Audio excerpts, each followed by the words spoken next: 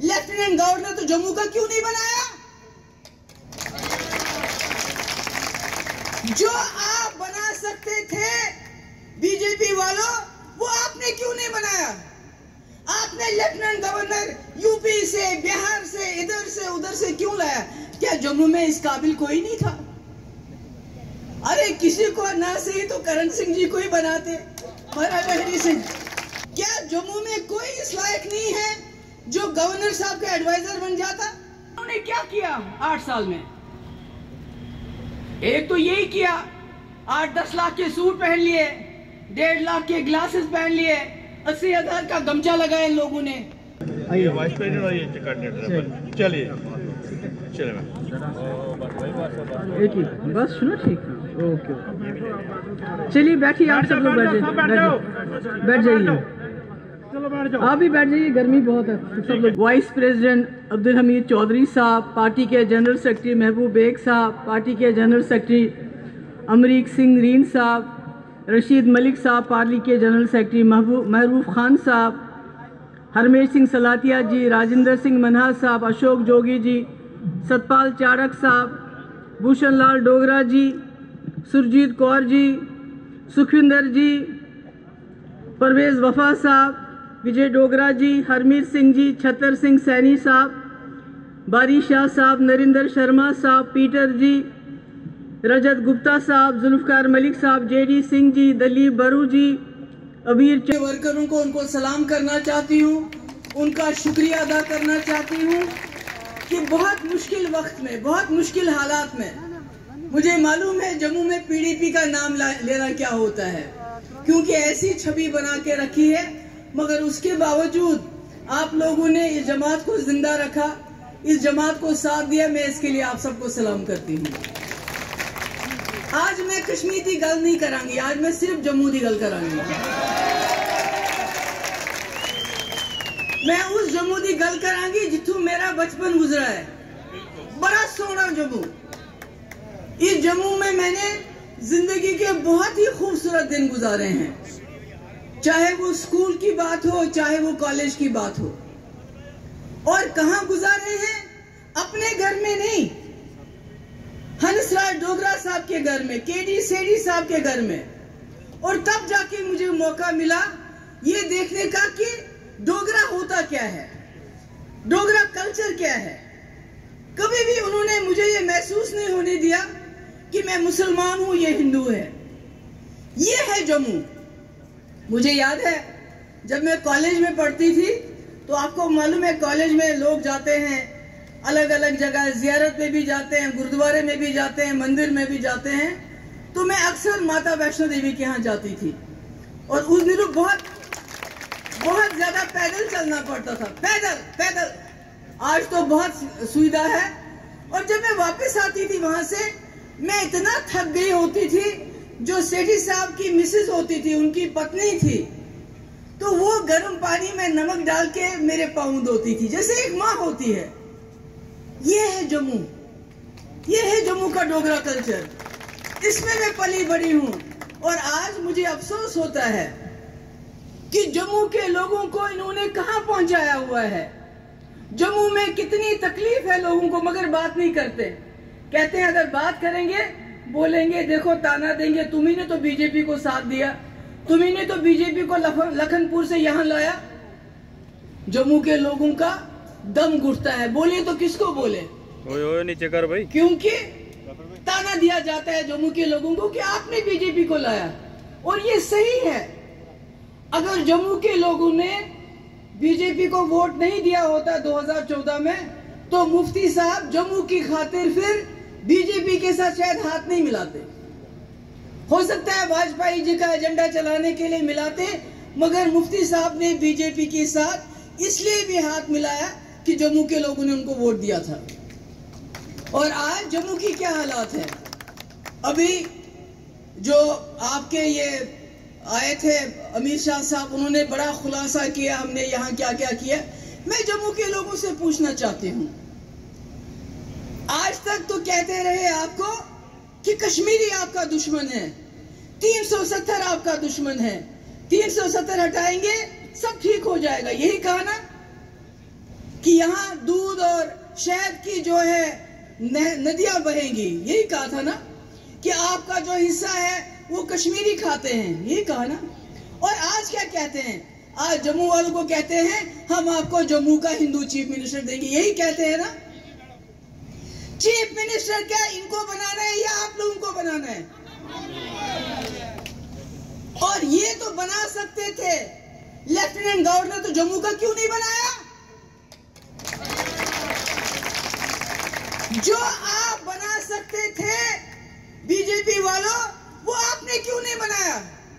आपने lieutenant governor UP से, बिहार से, इधर से उधर से क्यों लाया? क्या जम्मू में इस काबिल कोई नहीं था? अरे किसी को ना सही तो करण सिंह जी को ही बनाते, महाराजा हरि सिंह, उन्हीं को बनाते।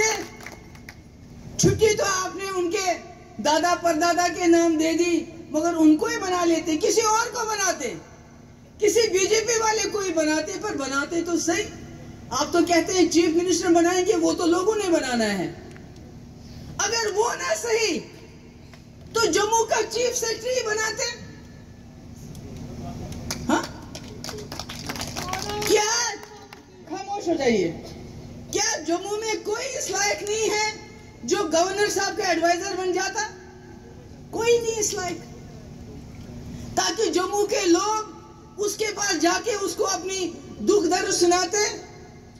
चेयरमैन जेके बैंक दुहाई देते रहे कश्मीरियों ने खाया, कश्मीरियों ने खाया, तो कम से कम चेयरमैन जेके बैंक ही बनाते, जो जम्मू के इस वक्त जो यहाँ की इंडस्ट्री ताला लगी पड़ी है, कम से कम वो उसके पास अपना दुखड़ा तो रोते। क्या दिया जम्मू को, बताइए मुझे। रहे बाकी किसी के पास कुछ ना रहे। तो आप लोगों को समझना पड़ेगा कि इन्होंने क्या किया 8 साल में। एक तो यही किया, 8-10 लाख के सूट पहन लिए, 1.5 लाख के ग्लासेस पहन लिए, 80,000 का गमछा लगाया लोगों ने। और सबसे बड़ी चीज जो कि इन्होंने गैस सिलेंडर दिया लोगों को। मगर कांग्रेस के वक्त में जब दिया 500 रुपया थी गैस सिलेंडर की कीमत, आज 1000 रुपया है। उन्होंने वो गैस सिलेंडर चूल्हे में डाल के उनको जलाना शुरू कर दिया। हिंदू मुस्लिम, हिंदू मुस्लिम, हिंदू मुस्लिम। जम्मू का ट्रांसपोर्टर जो है वो इस वक्त बहुत दुखी है। मेरे पास भी आए मिलने के लिए, और आज उनका दुख ज्यादा हो गया। क्यों? कश्मीर को सजा देते देते कश्मीर का फ्रूट हमारी मुल्क की मंडियों में ना पहुंचे, उसको 8-8 दिन टनल के उस पार रोका जाता है। ये भूल जाते हैं जम्मू कश्मीर का रिश्ता ऐसे है। अगर जम्मू का कश्मीर का सेब है तो ट्रांसपोर्टर जम्मू का है। आप जब कश्मीर के सेब को रोकते हो तो आप उस ट्रांसपोर्टर का भी नुकसान करते हो, जिसने लाखों रुपया कर्ज लिया है, लोन लिया है, उसको भी नुकसान करते हो आप। मगर इनके लिए वो ऐसी कोई चीज नहीं है।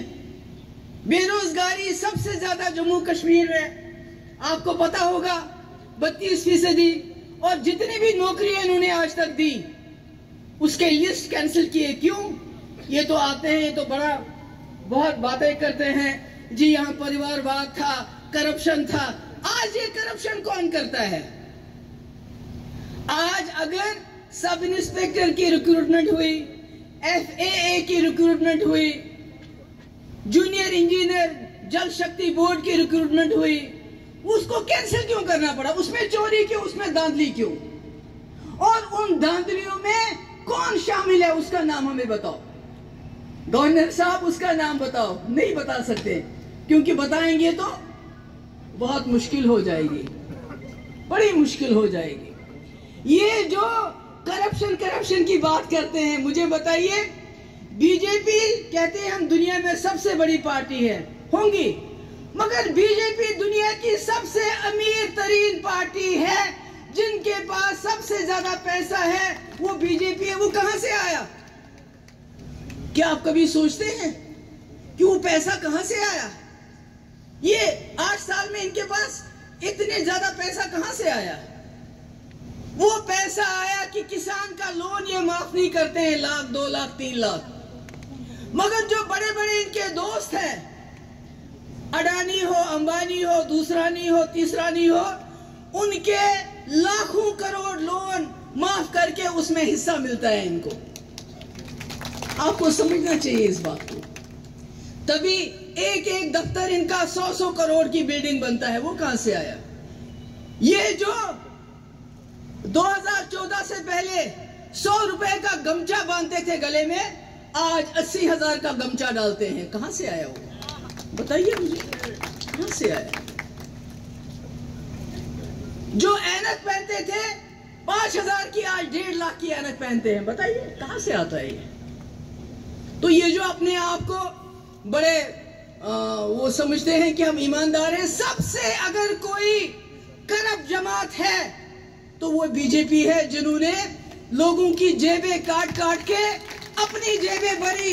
अपना जो एक एक एमएलए की बोली 50 करोड़ रुपए। जब इनको सरकारें गिरानी होती है, जब ईडी फेल हो जाती है, सीबीआई फेल हो जाती है, एनआईए फेल हो जाती है, करप्शन ब्यूरो फेल हो जाता है, तो फिर पैसा काम करता है। 50 करोड़ रुपया दो, एमएलए खरीदो और सरकारें गिराओ। ये बात करते हैं ना जमहूरियत। किस जमहूरियत की बात करते हो आप? कौन सी जमहूरियत आपने लाई? आपने जमहूरियत का बेड़ा गर्क कर दिया। लोग चुनते एक सरकार को, आप पैसा लेके ईडी के जरिए उस सरकार को गिराते हो और अपनी सरकार बनाते हो। आप कहते हैं पंचायत राज। अरे पंचायत राज यहां जवाहरलाल नेहरू ने लाया था, जिसको आप गली गली बदनाम करते हो। क्यों? क्योंकि वो राहुल गांधी का ग्रेट ग्रैंडफादर था। जवाहरलाल नेहरू कौन था? मैं काफी देर से जब ये उनकी मुखालफत करते रहे, हम सिर्फ उनको चाचा नेहरू तक जानते थे। मैंने उनके बारे में पढ़ना शुरू किया और पता चला रईस आदमी के बेटे, मोतीलाल नेहरू के बेटे। मगर क्या किया उन्होंने? जब वो विलायत से आए, आजादी के लिए 10-12 साल वो जेल में रहे, गांधी जी के हाथ में हाथ मिलाते हुए आजादी की लड़ाई लड़ी सरदार पटेल के साथ। और जितने भी लीडर थे, अगर भगत सिंह हमारे फांसी पे चढ़ गए तो जवाहरलाल नेहरू जेल चले गए। और उसके बाद जब आजादी मिली, अंग्रेजों ने मुसलमान और हिंदू के 2 टुकड़े कर दिए थे, जमीन के भी और इंसानों के भी। ऐसे में किसी का वजीर आजम, प्रधानमंत्री बनना आसान नहीं था, हर तरफ खून था। ये वही जवाहरलाल नेहरू थे, वही इंदिरा जी के बाप और राहुल गांधी के ग्रेट ग्रैंडफादर, जिसको आप शहजादा बुलाते हो। आज वो शहजादा इस मुल्क की धूल में घूम रहा है, इस मुल्क को बचाने के लिए। और जवाहरलाल नेहरू ने जब इस देश को संभाला, खून खराबा, जैसे आज इन्होंने पूरे मुल्क में हिंदू मुसलमान के बीच में झगड़ा किया है, ऐसा ही झगड़ा था। और ये तब किसके साथ थे? ये अंग्रेज के साथ थे। मगर उसने इस देश को संभाला। उस वक्त 80% लोग अनपढ़ थे, आज 80% लोग पढ़े लिखे हैं। ये उसी जवाहरलाल नेहरू की देन है, जिसने IIT बनाए, एम्स बनाया, फैक्ट्रीज डाल दी। बाकी काम हम मुफ्त राशन देते। क्यों देते हो? अरे जिन लोगों को मनमोहन सिंह ने गरीबी से ऊपर उठाया था, आप उनको फिर नीचे ले गए। 80 करोड़ लोगों को मुफ्त राशन, इसलिए कि उनके पास 2 वक्त का खाना नहीं है। ऐसी हालत कर दी आपने इस देश की, ऐसी बर्बादी कर दी इस देश की। अभी देखिए आरसपोरा कनाल, उसका हाल देखिए, अभी हमने देखा उसका हाल क्या है। कोई पूछता नहीं है। किसान से लेते हैं अनाज सस्ते दाम और उसके बाद उसको बांटते हैं गरीबों का मुंह बंद करने के लिए, क्योंकि ताकि गरीब नौकरी ना मांगे, गरीब कुछ और ना मांगे। और यहां आके हर सवाल का जवाब क्या होता है? परिवारवाद। अरे मैं बताऊं, मेरे पास, मैं आज देख रही थी, मगर मैं कितनों के नाम बताऊं आपको। इनके पास एक ही स्टेट में 16 ऐसे लोग हैं जो परिवारवाद हैं। पीयूष गोयल के बाप का क्या नाम है आपको मालूम है?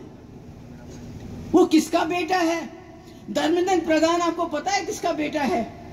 अनुराग ठाकुर जो कहता है गोली मारो, वो किसका बेटा है? ज्योतिराज सिंधिया उसका बाप कौन था, निर्मला सीतारमण का हस्बैंड कौन है। अगर मैं नाम पढ़ने लगूं तो जितने सारी पार्टियां, Congress, PDP, NC, Samajwadi, RJD मिलके जितने लोग उसमें होंगे उससे 10 गुना बीजेपी में है, मगर उसका नाम नहीं लेते हैं। और इससे बड़ी बात, अमित शाह साहब, जब आप परिवारवाद की बात करते हो, शहजादे की बात करते हो, आपको अपना शहजादा जय शाह याद नहीं आता? हाँ? आपको अरुण जेटली जी का बेटा याद नहीं आता? आपको ज्योतिराज सिंधिया का बेटा याद नहीं आता? आपको अनुराग ठाकुर याद नहीं आता? आपको साहेब सिंह वर्मा का छोटा बेटा याद नहीं आता? मैं इनका नाम अलग क्यों ले रही हूं?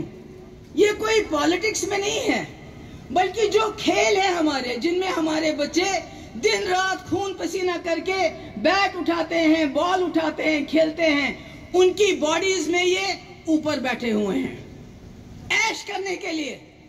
मुझे बताइए, जय शाह को बैट पकड़ना आता है क्या? आपने देखा है कभी? अरुण जेटली के बेटे को कुछ काम, कोई गेम खेलना आता है क्या? मगर क्योंकि इसमें हजारों अरबों रुपए इन खेलों में है, उनको वहां बिठा के रखा। याद क्या आता है? शहजादे, शहजादे राहुल गांधी। राहुल गांधी तो ठीक है, राहुल गांधी और इनके शहजादों में क्या फर्क है? जय शाह में और राहुल गांधी में क्या फर्क है?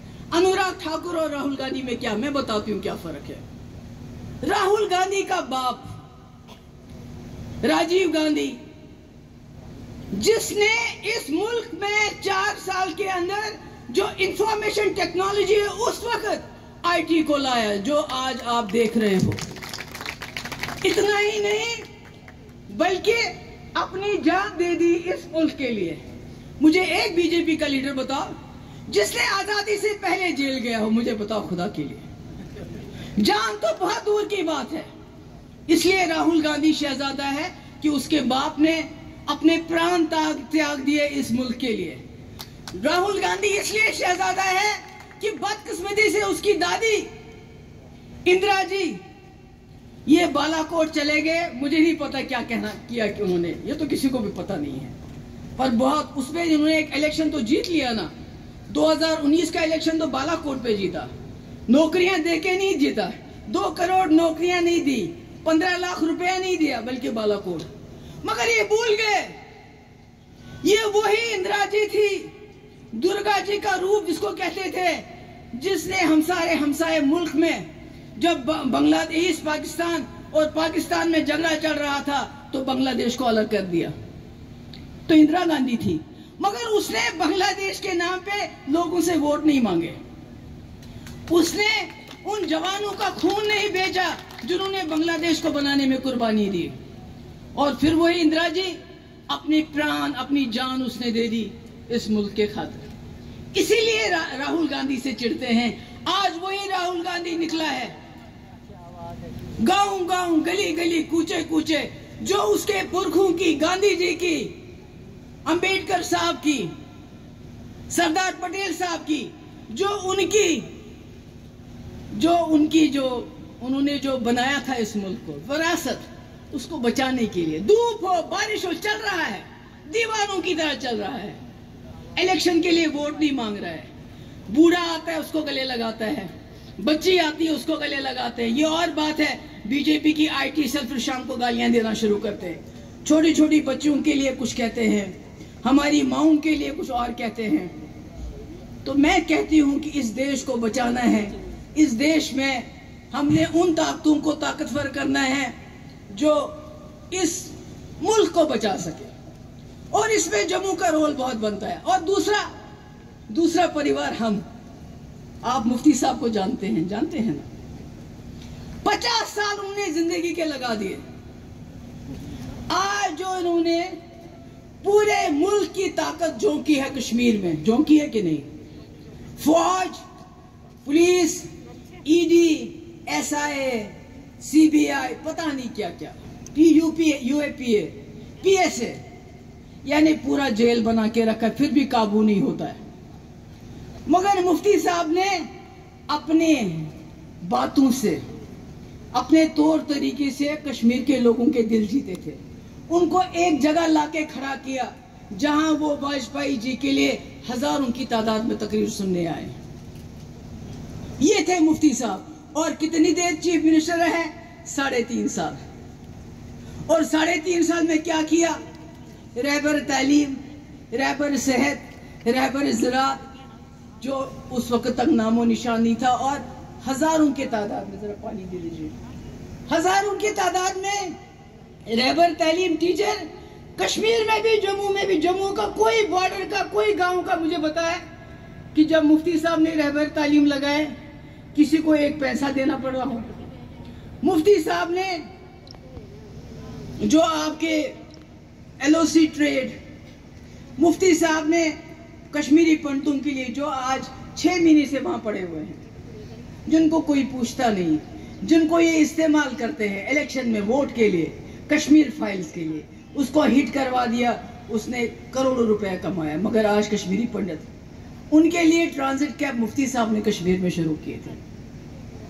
यूनिवर्सिटीज कश्मीर में, जम्मू में, हरी सिंह पार्क, मैं कितनी नाम ले लूं।